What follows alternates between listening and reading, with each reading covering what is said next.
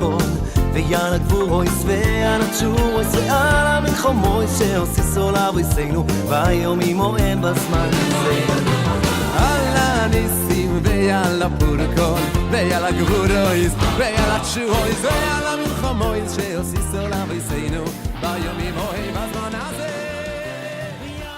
אשר קידשנו במצוותיו וציוונו להדליק נר חנוכה.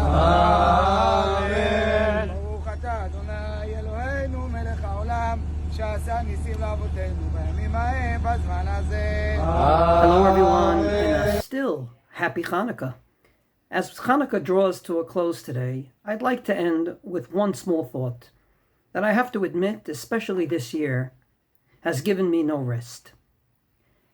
When you come to Chanukah and you talk about the two ancient miracles we had, A, the miracle of the war, and B, the miracle of the oil, usually people like to emphasize one over the other based on ideological orientation. Some come along and say, look at the miracle of the war, such a small army had such amazing achievements, and yes, we also had the miracle of the oil to show that the war was also from God.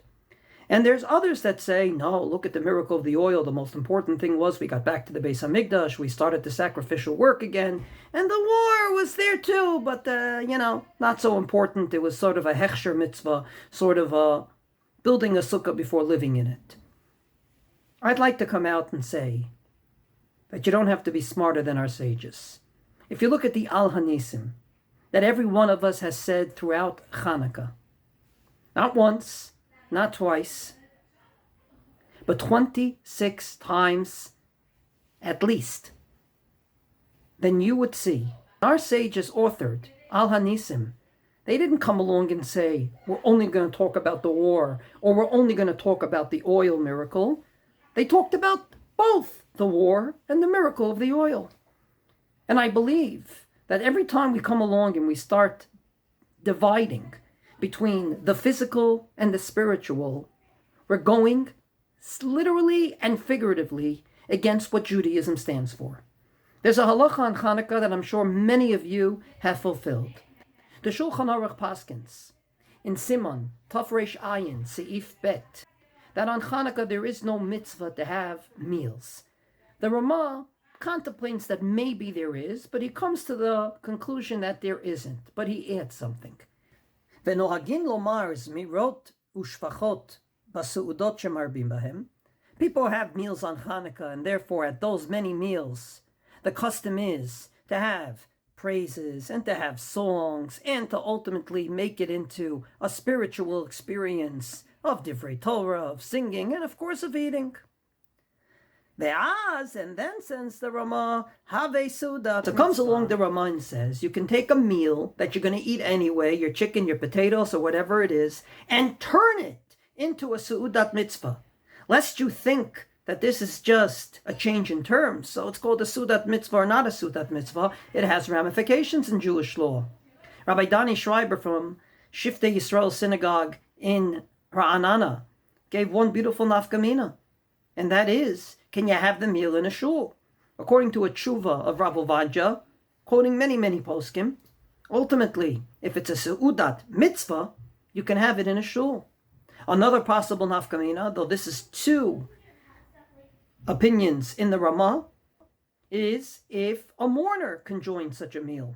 The Ramah paskins lahachmir, but ultimately he does bring one point of view that many poskim like, that says that ultimately an avel, a mourner, can join a seudat mitzvah. And I thank Rabbi Tzvi Friedman for bringing this to my attention.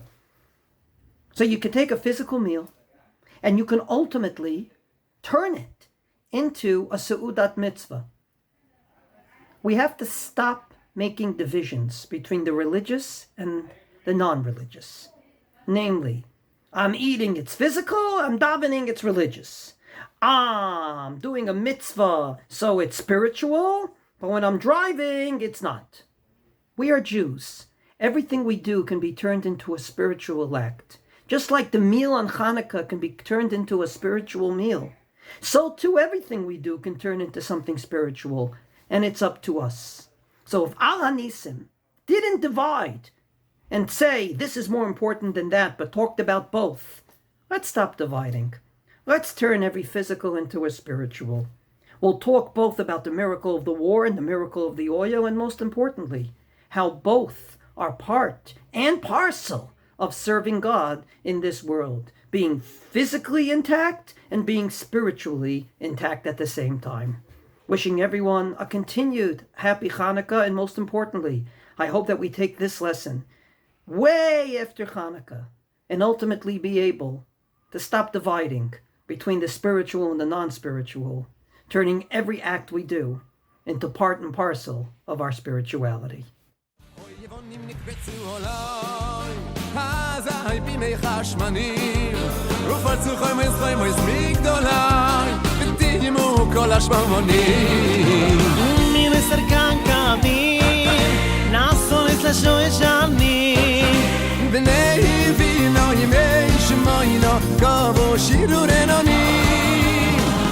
Sacar